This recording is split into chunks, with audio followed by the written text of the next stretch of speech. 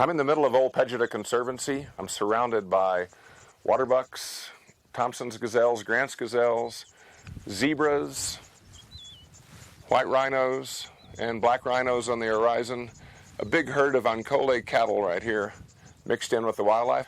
If you're looking for conservation models that work, Old PEJETA has to be near the top of the list. The Conservancy now is about 110,000 acres. If you can make the presence of wildlife something that people value, then the chances are that they will act to preserve the continued existence of that. So our model very much is to try to maximize the use of the land through using our wildlife asset as a lever to generate donor funding, which we can then apply to development initiatives amongst the people and the communities that live around us as a means to improve their livelihoods.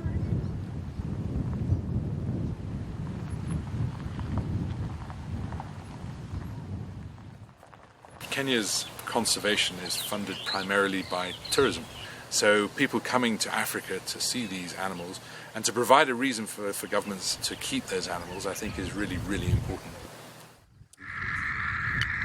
Each lion has its own unique frequency. So the lion with the collar, her name is Shior. She's actually the leader of this pride. This pride consists of 8 females and 3 males, which will go out, look for the area where they're going to hunt, and then the others follow. So this is the best time now for them to start hunting. Old PEJETA Conservancy is home to the largest population of white and black rhinos in Africa. The rhinos are protected by an anti-poaching unit with 32 armed rangers and 8 amazing dogs. Welcome, I'm Daniel Moneki. I'm the head of anti-poaching unit. I want to welcome you to Old PEJETA, especially here at the anti-poaching unit headquarters. We work hand in hand with local Kenya authority. And I have a total of 4 dog herders. When we have a stage footprint within the conservancy, we introduce bloodhounds for tracking.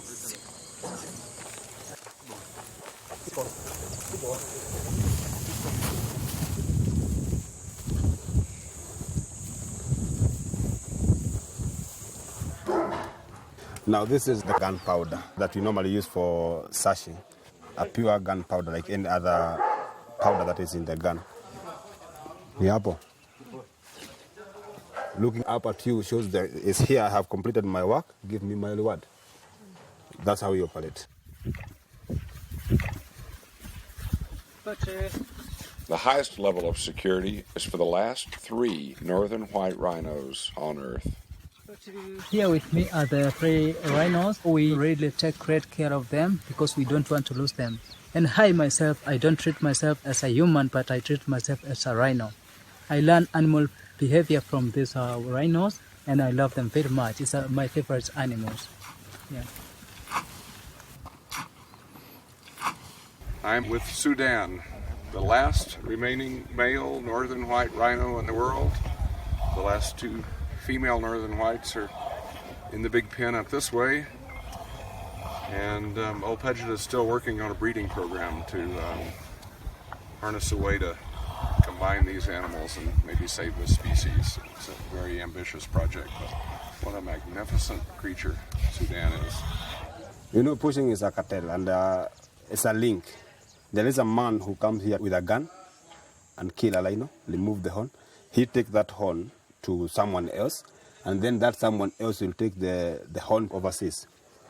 The front horn can go up to 7 kgs, and the rear horn can go to 5 kgs. And 1 kg is going at around 2 million Kenya shillings. So you have about 12 kgs times 2 million. You see, a lot of money. That's why we have this problem of poaching keep on persisting. This is the rhino cemetery. These are the graves of all the rhinos that have been poached in the Conservancy since 2004. Way too many.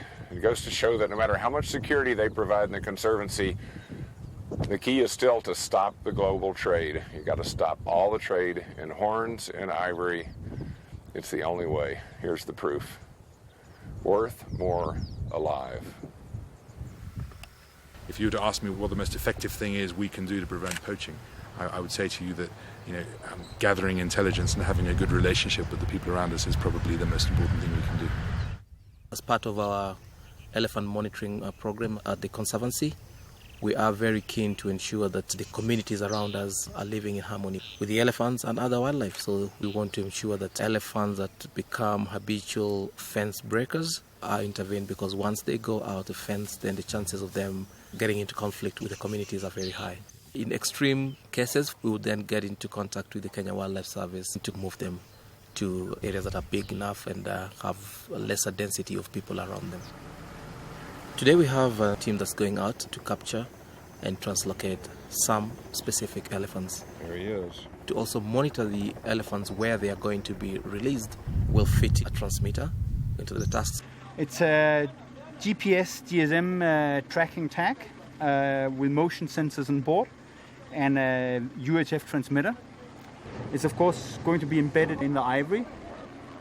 That was crazy. The helicopter herded the rogue elephant out of the bush, darted it. The team moved in, lifted up the elephant, got it up on the big truck, and Heinrich got up there, drilled a big hole in the elephant's tusk and inserted an incredible piece of electronics that will track everywhere it goes in the world. And if it's grabbed by poachers, we'll know remotely.